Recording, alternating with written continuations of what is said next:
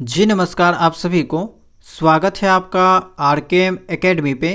तो देखिए teaching aptitude के क्लास को कंटिन्यू रखते हुए आज हम बात करने वाले हैं यूनिट 3 के अंतर्गत शिक्षण के उद्देश्य, प्रकार एवं कार्य के बारे में।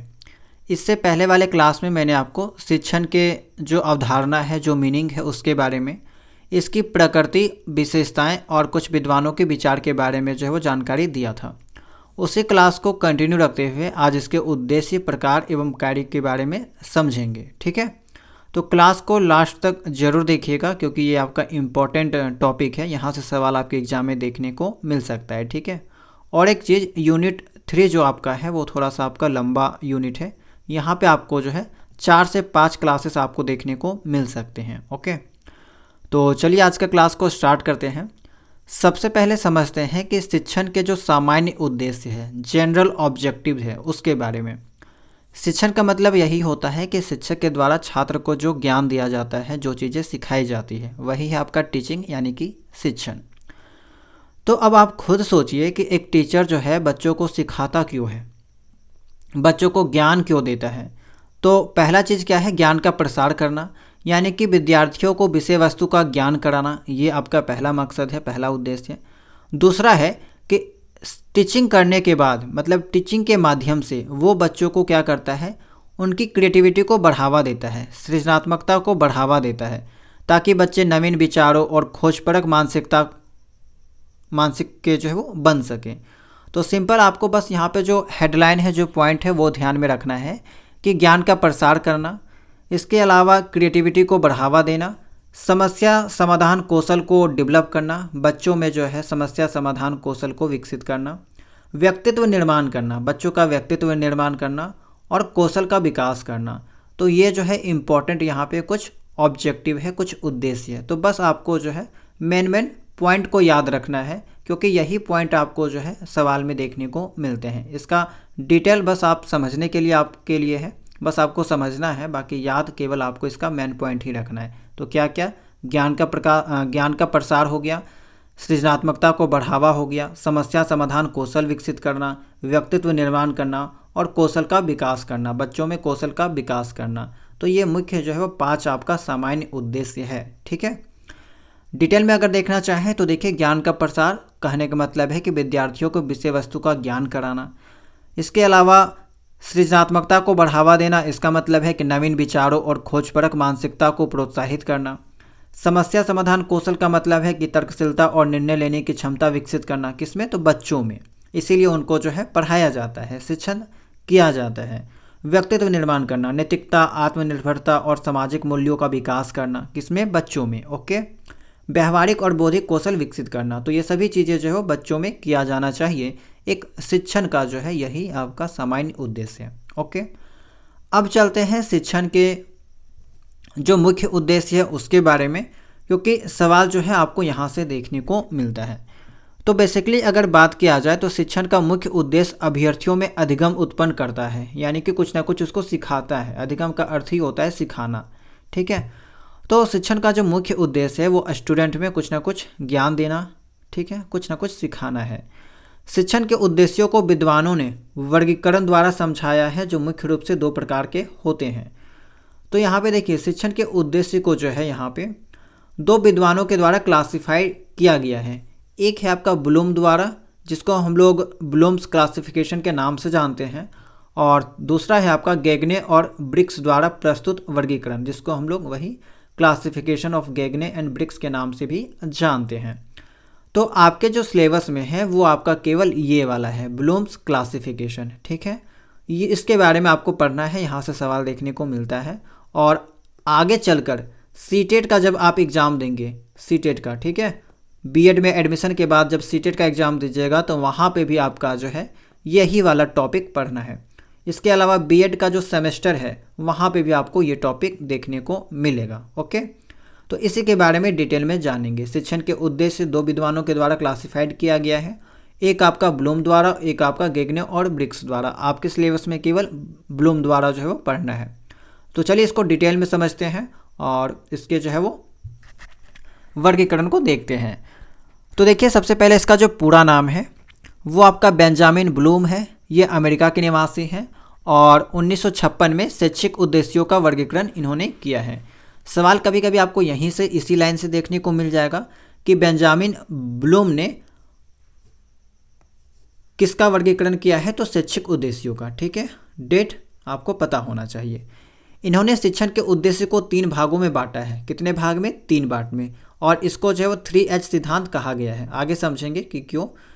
तो देखिए यहाँ पे बेंजामिन जो ब्लूम है, इन्होंने बेसिकली अपने सिद्धांत में जो है वो 3 पक्ष के बारे में ये बात करते हैं, 3 डोमेन के बारे में बात करते हैं।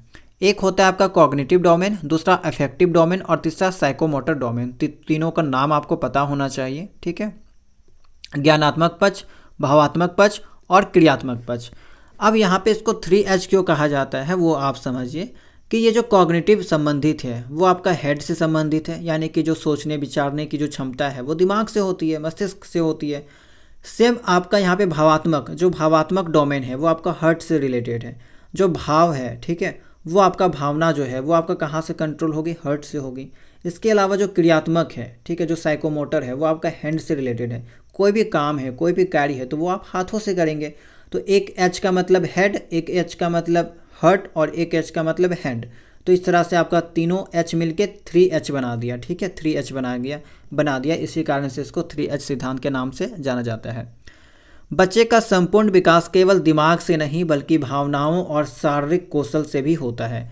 तो ये बात किसका कहना है? ब्लूम का। बेंजामिन ब्लूम ने कहा था कि बच्चे का जो संपूर्ण विकास है वो आपका जो है वो केवल दिमाग से नहीं बल्कि उनके हार्ट यानी कि भावनाओं से और हैंड से होता है, यानी कि शारीरिक कौशल से होता है। तो आपसे पूछा जा सकता है कि बेंजामिन ब्लूम ने कितने डोमेन दिए हैं, कितने पक्ष के बारे में बात किया है अपने सिद्धांत में? तो 3 पक्ष के बारे में, ज्ञानात्मक, भावात्मक और क्रियात्मक। ज्ञानात्मक आपका हेड से रिलेटेड है, भावात्मक आपका हार्ट से और क्रियात्मक आपका हैंड से। इतना जानकारी आपको पता होना चाहिए। अब यहाँ पे इन्होंने जो 3 पक्ष दिए हैं, 3 डोमेन दिए हैं, इन तीनों डोमेन में कुछ ना कुछ लेवल्स हैं, कुछ ना कुछ यहाँ पे स्तर हैं। ठीक है, ये क्षेत्र मानसिक क्षमता से संबंधित है। पहला पक्ष आपका है ज्ञानात्मक पक्ष। इसके बारे में सबसे पहले देख लेते हैं, उसके बाद जो है वो दूसरा और तीसरा के बारे में जानेंगे। तो ज्ञानात्मक पक्ष जो है आपका वो हेड से रिलेटेड है। इसके अलावा ये क्षेत्र मानसिक क्षमता यानी कि मेंटल एबिलिटी से रिलेटेड है और इसके 6 मुख्य स्तर हैं, याद रखिएगा। ठीक है, सवाल आपको देखने को मिलेगा, इन 6 स्तर का नाम आपको पता होना चाहिए। पूछ लिया जाता है कि बताइए इनमें से कौन सा ज्ञानात्मक पक्ष के स्तर हैं। तो 6 का नाम आपको याद रखना है, क्योंकि इनमें से कोई एक नाम दे रखा होगा या फिर कोई 3 नाम दे के फिर कोई अन्य नाम दे रखा होगा। आगे सवाल जब आएगा तो वहाँ पे हम आपको जो इसके बारे में बताएंगे कि किस टाइप का सवाल आता है। तो फिलहाल बस आपको क्या करना है कि ज्ञानात्मक पक्ष हेड से रिलेटेड है, ये आपका जो है मेंटल एबिलिटी से संबंधित है और इसके मुख्य 6 स्तर हैं, 6 लेवल इसके होते हैं। 6 लेवल के आपको नाम याद रखना है। ठीक है, पहला है आपका ज्ञान यानी कि नॉलेज, दूसरा आपका बोध है यानी कि कम्प्रीहेंशन, तीसरा आपका है उपयोग यानी कि एप्लीकेशन, चौथा आपका विश्लेषण यानी कि एनालिसिस, पांचवा आपका संश्लेषण यानी कि सिंथेसिस और छठा आपका मूल्यांकन यानी कि इवैल्यूएशन। तो ये 6 स्तर हैं। 6 का नाम सबसे पहले आपको याद रखना है। डिटेल याद नहीं रहेगा कोई बात नहीं, नाम ज़्यादा इंपॉर्टेंट है, नाम से ही सवाल देखने को मिलता है। थोड़ा थोड़ा जानकारी देख लेते हैं। तो इन्होंने पहला जो आपका लेवल है, स्तर है, उसमें कहा है कि जानकारी को स्मरण रखना। इन्होंने कहा कि ज्ञान जो लेवल है इसमें बच्चों को कोई भी जानकारी स्मरण करना है, यानी कि उसको रिकॉल करना है या रिमेंबर करना है। ठीक है, दूसरा स्तर में कहते हैं कि ज्ञान के अर्थ को समझना, जो चीज़ें उन्होंने अर्जित किया, जो चीज़ें उन्होंने रिमेंबर किया या रिकॉल किया, उसका अर्थ समझना। ठीक है, सेकेंड स्तर में। तीसरा स्तर में ये करते हैं कि अमूर्त ज्ञान को व्यावहारिक रूप में लानी, यानी कि जो चीज़ उन्होंने सीखा, जो चीज़ उन्होंने समझा, जो चीज़ उन्होंने अपने दिमाग में फिट किया, उसको जो है व्यावहारिक रूप में यूज करना। ठीक है, एप्लीकेशन यानी कि उनको जो है व्यावहारिक रूप में जो है प्रैक्टिकल लाइफ में यूज करना। इसके अलावा चौथा जो आपका लेवल है वो है आपका विश्लेषण यानी कि एनालिसिस। तो यहाँ पे ये कहते हैं कि सूचना घटकों को विभाजित करना ताकि सही अर्थ निकले, यानी कि कोई चीज़ आपने सीखा, ठीक है, और अगर वो उसका सही से अर्थ नहीं निकल रहा है तो इन्होंने कहा कि उसको टुकड़ों टुकड़ों में बांट दीजिए, छोटे छोटे टुकड़ों में बांट दीजिए ताकि उनका जो वो सही अर्थ निकले। इसके अलावा फिर इन्होंने बात किया 5वां स्तर में संश्लेषण के बारे में बात किया कि घटकों को समावेशित कर नया रूप देना, यानी कि जो चीज़ आपने टुकड़ों में बांटा था फिर उसको जो मिला के चीज़ों को समझना है, यानी कि उनको जो है यहाँ पे विश्लेषण करना है। विश्लेषण का विलोम ये हो गया आपका, विश्लेषण का विलोम होता है संश्लेषण, विश्लेषण का अर्थ होता है टुकड़ों में बांटना, संश्लेषण का अर्थ है कि जो टुकड़ा था उसको जो है वो नया रूप देना, यानी कि उसको ज्वाइन करना, ठीक है, समावेशित करना। फिर छठा स्तर में इन्होंने कहा कि सीखे गए तरीके और सामग्री पर निर्णय लेना, इवोल्यूशन करना, यानी कि मूल्यांकन करना, ठीक है। जो चीज़ें बच्चे सीखते हैं उसको क्या करना है, इवोल्यूट करना, यानी कि यहाँ पे उनका मूल्यांकन करना। तो आपके काम के लिए जानकारी क्या है, तो आपके काम की जानकारी यही है कि आपको बस जो है वो इन 6 का नाम पता होना चाहिए, ठीक है, 6 स्तर का नाम पता होना चाहिए। गणित का सूत्र याद करना वो आपका ज्ञान हो गया, उसे समझना बोध हो गया, यानी कि कंप्रीहेंशन हो गया, और परीक्षा में सवाल हल करना उसका उपयोग हो गया। तो इसी तरह से जो इसका लेवल चलता है। ओके, अब आगे बात करते हैं भावनात्मक पक्ष, ठीक है, भावात्मक पक्ष जिसको अफेक्टिव डोमेन के नाम से जानते हैं, और ये आपका हार्ट से रिलेटेड है, ठीक है, हृदय से रिलेटेड है। इस क्षेत्र में मनोभाव, प्रेरणा, अनुशासन, मूल्य को समावेशित किया जाता है। याद रखिएगा, मनोभाव है, प्रेरणा है, मोटिवेशन है, डिसिप्लिन है, मूल्य है, को समावेशित किया जाता है। अब यहाँ पे भी कुछ स्तर हैं, यहाँ पे आपका 5 स्तर है, याद रखिएगा। अफेक्टिव डोमेन में आपका 5 लेवल है। पहला काम क्या करना है, 5 लेवल का नाम याद रखना है। पहला है आपका आग्रहण यानी कि रिसीविंग, दूसरा है आपका प्रतिक्रिया यानी कि रिस्पॉन्डिंग, तीसरा है आपका आकलन यानी कि वैल्यूइंग, चौथा है आपका संयोजित करना यानी कि ऑर्गेनाइजिंग, और 5वां है आपका निरूपण यानी कि कैरेक्टराइजेशन। तो ये 5 का नाम सबसे पहले आपको याद रखना होगा। अब यहाँ पे बेंजामिन ब्लूम कहते हैं कि आग्रहण में बच्चों को सुनने की इच्छा या ध्यान देना चाहिए, ठीक है, सुनने की इच्छा और ध्यान देने के बारे में बात कहा जाता है। रिस्पॉन्डिंग में कहा जाता है कि बच्चे जो है वो सहभागिता के साथ इच्छा और उत्तर देना। कहने का मतलब ये है कि जो भी चीज़ टीचर पढ़ाते हैं उनके साथ वो सहयोग करे, सहभागिता के सहयोग करे, और इच्छा के अकॉर्डिंग जो है वो जो भी सवाल उनसे पूछा जाए उनका रिस्पॉन्ड करे, ठीक है, उनका जवाब दे। फिर आगे कहा जाता है आकलन, जो हम सीखते हैं उसकी महत्ता को समझना, यानी कि जो चीज़ें बच्चों को सिखाया जाता है बच्चे क्या करें, उन चीज़ों के इम्पोर्टेंस को समझें, महत्ता को समझें। इसके अलावा संयोजित करना में क्या कहा जाता है कि विभिन्न मूल्यों का मिलान और व्यवस्थापन करना, ठीक है, जो भी उनको वैल्यू, ठीक है, दिया जाता है, जो भी मूल्य दिया जाता है उनको वो सही तरीके से व्यवस्थित करे। फिर आगे आता है आपका निरूपण। निरूपण में मूल्यों को अपने चरित्र में अभिव्यक्त करना, यानी कि उनको जो है एक्सप्रेस करना कहा जाता है। जो भी चीज़ें उन्होंने सीखा है उनको जो है अपने चरित्र में, अपने जीवन में जो है वो इम्प्लीमेंट करना या फिर एक्सप्रेस करना कहा जा सकता है, ठीक है। तो ज़्यादा आपको डीपली नहीं जाना है, क्योंकि ये जो आपका टॉपिक है ना वो बीएड सेमेस्टर में पढ़ना होता है, बीएड सेमेस्टर में, ठीक है, और सीटेट के एग्ज़ाम में ज़्यादा डिटेल में आपको पढ़ना है। अभी आपको ज़्यादा डीप में नहीं जाना है। अगर कोई चीज़ आपको समझने में कठिनाई हो रही है तो कोई भी यहाँ पे वो चीज़ ज़्यादा ज़रूरी नहीं है, क्योंकि यहाँ पे केवल आपके लिए आपके एग्ज़ाम के दृष्टिकोण से नाम ही इम्पोर्टेंट है, ठीक है। ये सब आपका सेमेस्टर के एग्ज़ाम में डिटेल में पूछा जाता है और वहाँ पे डिटेल में आपको पढ़ना है, तो चिंता करने वाली कोई भी बात यहाँ पे नहीं है, ठीक है। आप यहाँ पे परेशान नहीं होइएगा। बाकी मैंने पूरे नोट्स को बहुत ही सिस्टमेटिक वे में डिजाइन किया है, बहुत ही आसान शब्दों में लिखने का प्रयास किया है, तो उम्मीद करते कि आपको चीज़ें समझ में आ रही होगी। बाकी कुछ चीज़ें तो आपको याद करनी पड़ेगी, ठीक है, जैसे कि इसका नाम आपको यहाँ पे क्रम वाइज याद रखना ही पड़ेगा। ओके, तो शिक्षक को ध्यान से सुनना उसको आग्रहण कहेंगे। उनके बताए गए अनुशासन को अपने जीवन में उतार लेना वही है आपका निरूपण। जैसा कि अभी मैंने आपको बताया कि जो चीज़ आपने सीखा है, जो मूल्य आपने प्राप्त किया है, उसको अपने जीवन में उतार लेना, ठीक है, वो चीज़ आपका जो है यहाँ पे निरूपण कहलाएगा। अब तीसरा जो डोमेन है वो है आपका क्रियात्मक पक्ष, यानी कि साइकोमोटर डोमेन, जो कि आपका हाथ से रिलेटेड है, हैंड से रिलेटेड है। इसे मनोगत्यात्मक या मनोप्रेरक ज्ञान क्षेत्र भी कहा जाता है। यह तकनीकी कौशल से संबंधित है, यानी कि यह आपका टेक्निकल स्किल से रिलेटेड है। यहाँ पे भी कुछ स्तर होते हैं, कुछ लेवल होते हैं, 5 लेवल है, 5 का नाम याद रखिएगा, ठीक है। मैनिपुलेशन है आपका हस्तकौशल है, प्रतिरूपता है, इमिटेशन है, इसके अलावा आर्टिकुलेशन है, प्रिसीजन है और नेचुरलाइजेशन है, ठीक है। यानी कि कहा जाए तो हस्तकौशल है, प्रतिरूपता है, स्पष्ट अभिव्यक्ति है, परिशुद्धता है, प्राकृतिकरण है। सभी के बारे में अगर एक लाइन देखा जाए तो हस्तकौशल में क्या होता है कि मशीनरी उपकरण का उपयोग करने का प्रयत्न करना, ठीक है, अटेम्प्टिंग टू यूज मशीनरी और tools to build build confidence. तो ये चीज़ आपका यहाँ पे बच्चों के लिए कहा जाता है, ठीक है। इस स्तर में आपका जो है कहा जाता है कि बच्चे जो है वो मशीनरी और उपकरण का उपयोग करने के लिए जो है वो मतलब कि रेडी हैं या फिर करने का प्रयास करें। इसके अलावा यहाँ पे प्रतिरूपता में कहा जाता है, इमिटेशन में कहा जाता है कि कौशल को उसी रूप में अपनाने का प्रयास करना, जो चीज़ उन्होंने जैसा सीखा है, ठीक है। कोई कौशल सीखा है, जो चीज़ उन्होंने जैसा सीखा है उसको उसी रूप में अपनाने का जो है प्रयास उनको करना चाहिए, ठीक है। जैसे कि बहुत लोग क्या करते हैं कि कंप्यूटर पर टाइपिंग देखकर सीखते हैं, तो जैसा जैसा सीखते हैं वैसा वैसा अपनाते हैं, वही आपका प्रतिरूपता है। इमिटेशन यानी कि कॉपी करना, ठीक है, फॉलो करना, कॉपी करना। और बिना देखे टाइप करना जो है प्रकटीकरण है, जो कि आपका 5वां स्तर है। स्पष्ट अभिव्यक्ति क्या है, तो सतत अभ्यास पर निर्भर करना, कंटिन्यूअस अभ्यास करना। प्रिसीजन क्या है, कार्य को बार बार करके सुधार एवं शुद्धता लाना। बार बार किसी काम को करते हैं तो हम उसमें क्या होते हैं, धीरे धीरे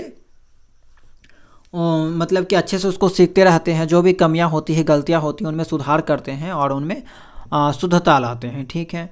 कौशल को आत्मसात करना और नई तकनीकों को नियत करना। तो जो भी कौशल सीखते हैं उसको हम लोग क्या करेंगे, इम्प्लीमेंट करेंगे, आत्मसात करेंगे और फिर उसके अकॉर्डिंग जो है वो नई तकनीकों विकसित करेंगे। जैसे कि एग्जांपल आप समझिए कि कंप्यूटर पर टाइपिंग देखकर सीखना, उसको प्रतिरूपता कहेंगे। और बिना देखे फिर उसको इम्प्लीमेंट किया जाता है, तेज टाइप किया जाता है, तो उसी को प्रकटीकरण कहते हैं, ठीक है।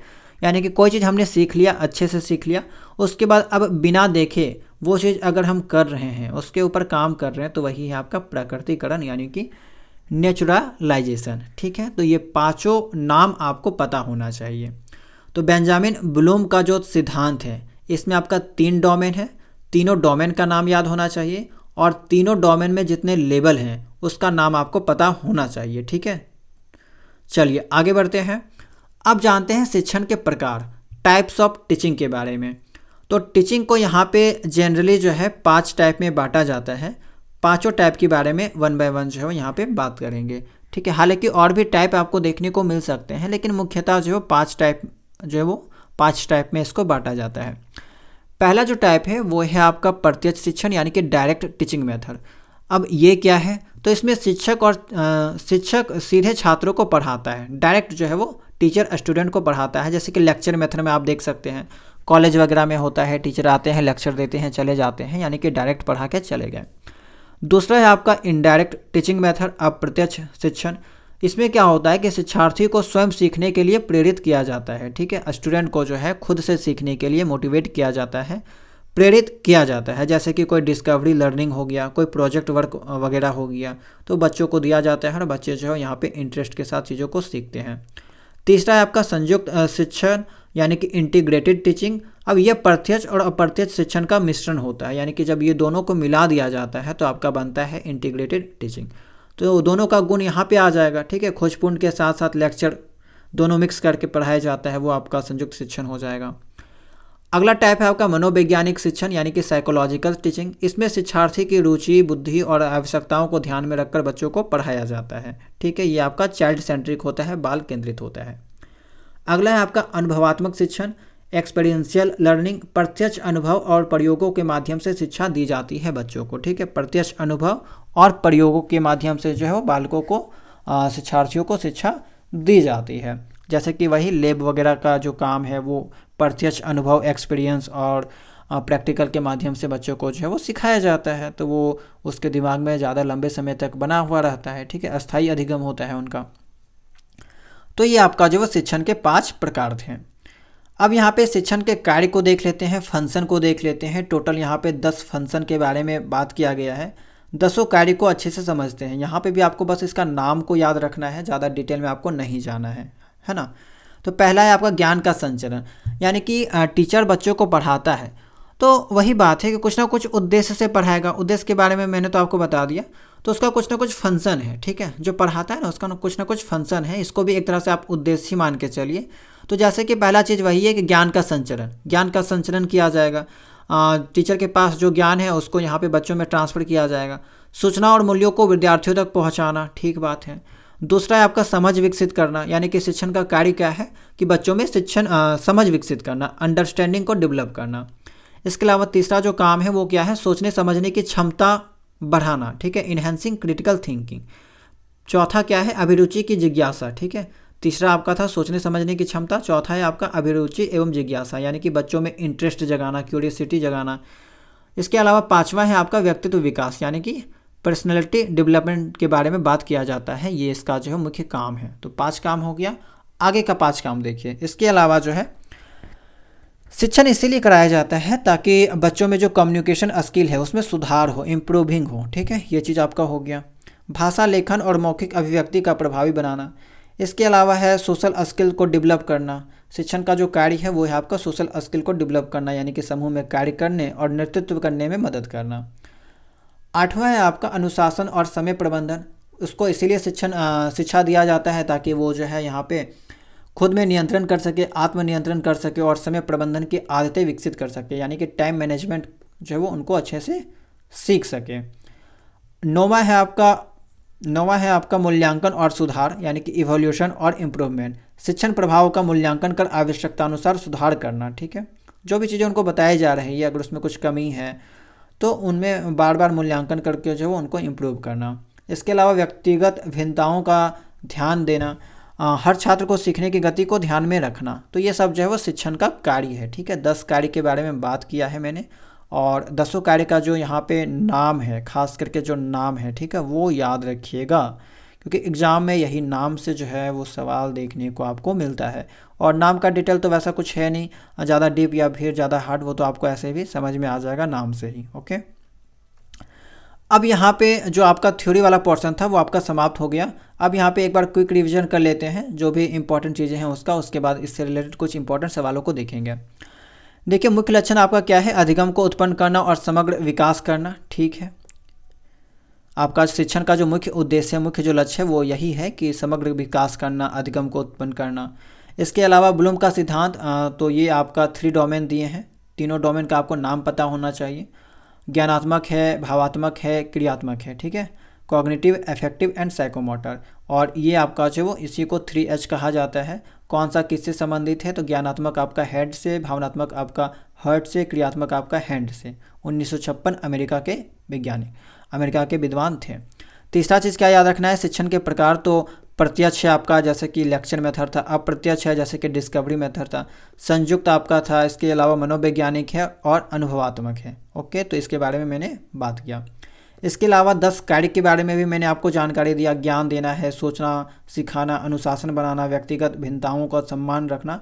तो इस तरह से और भी जो है आपका 6 था, यानी कि टोटल आपका 10 कार्य था। तो ये आपका ओवरऑल आज का क्लास के बारे में जो है वो एक शॉर्ट समरी था, ठीक है। तो आज का थ्योरी इतना ही। उम्मीद करते हैं कि जो भी चीज़ें आपको बताई गई है, जितनी जानकारी आपको दी गई है वो आपको अच्छे से समझ में आया होगा। कोई भी आपका डाउट होगा, सवाल होगा, कमेंट सेक्शन में पूछ सकते हैं। अब चलते हैं इससे रिलेटेड कुछ सवालों को देख लेते हैं ताकि आपको आइडिया लग सके कि किस टाइप के सवाल यहाँ से बनते हैं। ओके, तो चलिए सवाल को देखते हैं। चलिए, ये है आपका पहला सवाल। सवाल है कि शिक्षण का मुख्य उद्देश्य होता है, what is the main objective of teaching.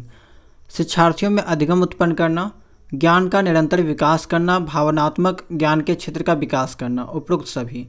तो ऑल ऑफ द एबव आपका करेक्ट हो जाएगा, सभी आपका जो है वो ठीक है। शिक्षण के उद्देश्यों के अंतर्गत ज्ञानात्मक ज्ञान क्षेत्र के अंतर्गत किसे शामिल किया जाता है। तो अभी मैंने आपको बताया था कि तीनों जो आपका डोमेन है, तो तीनों डोमेन के अंदर जितने भी आपके लेवल आते हैं उसका नाम आपको पता होना चाहिए। ये सवाल आपका वहीं से बना हुआ है, ठीक है। तो आपका ज्ञान है, बोध है, संश्लेषण है, ये सभी, तो ये सभी आपका करेक्ट हो जाएगा। ये सभी जो है आपका ज्ञानात्मक ज्ञान क्षेत्र के अंतर्गत आता है, यानी कि कॉग्निटिव डोमेन के अंतर्गत देखने को मिला था। उसका नाम आप याद रखिएगा। शिक्षण के उद्देश्यों के भावात्मक ज्ञान क्षेत्र के अंतर्गत आकलन का सही अर्थ है, तो उसमें आपका जो है एक आकलन आ रहा था और उसका जो सही अर्थ है वो क्या है, तो सहभागिता की इच्छा, जो हम सीखते हैं और उसकी महत्ता, अभिव्यक्ति और मिलान करना। तो ये आपका जो है जो हम सीखते हैं उसकी इम्पोर्टेंस के बारे में बात करता था, ठीक है। आगे देखिए, मनोसंचालित ज्ञान क्षेत्र के अंतर्गत किस स्तर को शामिल नहीं किया जाता है। तो आपको लेवल के बारे में पता होना चाहिए, लेवल का नाम पता होना चाहिए। तो साइकोमोटर डोमेन में आपका किसको शामिल नहीं किया गया था, तो स्पष्ट अभिव्यक्ति था आपका, इमिटेशन आपका था। अच्छा, ये संयोजित करना ये आपका नहीं था, ठीक है। मैनिपुलेशन जो है आपका ये आपका नहीं था। प्राकृतिकरण आपका, नेचुरलाइजेशन, ये बिल्कुल सही है। तो आपका क्या नहीं है, तो सी वाला जो है वो आपका नहीं है। ओके, याद रखिएगा। निम्नलिखित में से मनोसंचालित ज्ञान क्षेत्र के किस स्तर के अंतर्गत शिक्षार्थी शिक्षण के अनुरूप कौशल को आत्मसात करता है तथा नवीन तकनीकों को अपनाता है? तो साइकोमोटर डोमेन के बारे में बात किया जाता है, और साइकोमोटर डोमेन में जो लास्ट वाला था आपका प्रकृतिकरण, वो आपका करेक्ट था। यहीं पे जो है जो भी स्किल बच्चे सीखते हैं उसको इम्प्लीमेंट करते हैं, ठीक है, उनको व्यवहारिक जीवन में अपनाते हैं, आत्मसात करते हैं, तो ये आपका जो है वो करेक्ट हो जाएगा। आगे देखते हैं आपका प्रभावी शिक्षण का मुख्य उद्देश्य क्या है? छात्रों को अधिक से अधिक जानकारी देना, छात्रों को परीक्षा में अच्छे अंक दिलाना, छात्रों के समग्र विकास को सुनिश्चित करना, शिक्षकों को अधिक ज्ञानवान बनाना। तो ऑप्शन नंबर सी आपका पॉजिटिव है, वो आप देखने से भी पता चल रहा है कि छात्रों के समग्र विकास को सुनिश्चित करना, ये आपका जो है व्यापक पॉइंट कह सकते हैं, व्यापक अवधारणा को मतलब कि एक्सप्लेन कर रहा है, व्यापक दृष्टिकोण है, इसी कारण से जो है वो ऑप्शन नंबर सी करेक्ट हो जाएगा। क्योंकि ये आपका जो ओवरऑल डेवलपमेंट के बारे में बात कर रहा है। 7वां देखिए, शिक्षण अधिगम प्रक्रिया में मोटिवेशन का क्या कार्य है? केवल सजा देने का, तो केवल सजा देने का तो ये तो आपका ऐसे ही नेगेटिव हो जाएगा। पिछले क्लासेस से मैंने आपको बता रखा है कि कहीं पे भी आपको ये शब्द देखने को मिल जाएगा तो वो उसको काट दीजिएगा।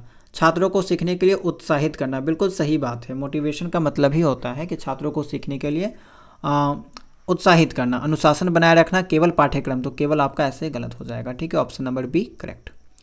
8वां देखिए, प्रभावी शिक्षण के लिए शिक्षक को सबसे पहले क्या करना चाहिए? छात्रों की पिछली जानकारी का आकलन, पाठ्यक्रम को तेजी से पूरा करना चाहिए, कि केवल किताबों पर ध्यान देना चाहिए, परीक्षा पर ज़्यादा ध्यान देना चाहिए? तो बहुत आसान सवाल है, क्योंकि तीनों जो ऑप्शन है ना, ये आपका नेगेटिव ऑप्शन है, ठीक है। ऑप्शन ए आपका करेक्ट हो जाएगा, छात्रों की पिछली जानकारी का आकलन करना चाहिए। आगे देखिए, शिक्षण प्रक्रिया में ब्लूम टैक्सोनॉमी का क्या महत्व है? या परीक्षा पैटर्न निर्धारित करता है, या शिक्षण उद्देश्यों को स्पष्ट करता है, या केवल शिक्षकों के लिए उपयोगी है, या सीखने की गति को सीमित करता है? ऑप्शन नंबर बी करेक्ट है, शिक्षण उद्देश्यों को स्पष्ट करता है, टीचिंग ऑब्जेक्टिव्स को जो है क्लैरिफाई करता है। आगे देखिए, अगला सवाल है आपका, शिक्षण अधिगम प्रक्रिया में इनोवेटिव टीचिंग का क्या उद्देश्य है? तो इनोवेशन करना, तो इनोवेशन करने का मतलब क्या होता है कि केवल पारंपरिक तरीकों का उपयोग करना। देखिए, केवल सब जहाँ आया है ना वो नेगेटिव होता है, काट दीजिए।